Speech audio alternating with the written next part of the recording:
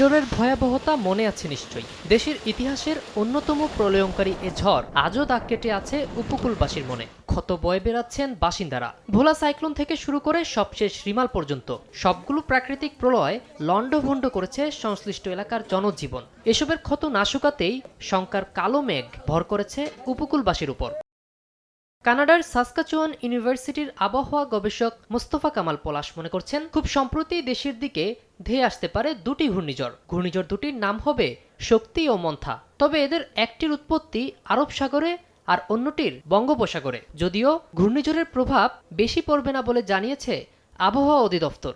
আমরা যে সম্ভাবনা দেখছি তাতে এটি ঘূর্ণিঝড় হওয়ার সম্ভাবনা খুবই ক্ষীণ বা একেবারে নাই বললেই চলে। এই সিস্টেমটা সর্বোচ্চ মৌসুমি নিম্নচাপে রূপ নিতে পারে এবং এর মাধ্যমে বাংলাদেশের উপরে এটির প্রভাবে প্রচুর বৃষ্টিপাত হতে পারে।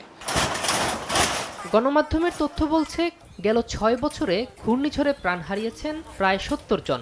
সরকারের নীতিমালাকে কেবল কাগজে কলমে সীমাবদ্ধ না রেখে যথাযথ প্রয়োগ নিশ্চিত করতে পারলেই পরিস্থিতি মোকাবেলা করা সম্ভব বলে মনে করেন বিশেষজ্ঞরা। আমাদের এখনো প্রায় ৭,০০০ সাইক্লোন শেল্টারের প্রয়োজন রয়েছে। নীতিমালার প্রয়োগ আমরা দেখতে পাচ্ছি না। তো সেক্ষেত্রে আমি বলবো নীতিমালার প্রয়োগটা অনেক জরুরি। সবশেষ দেশের উপর দিয়ে বয়ে যাওয়া ৭টি শক্তিশালী ঘূর্ণিঝড়ের ৫টি ছিল মে মাসে। সাখাওয়াত হোসেন শাহ, সময় সংবাদ, ঢাকা।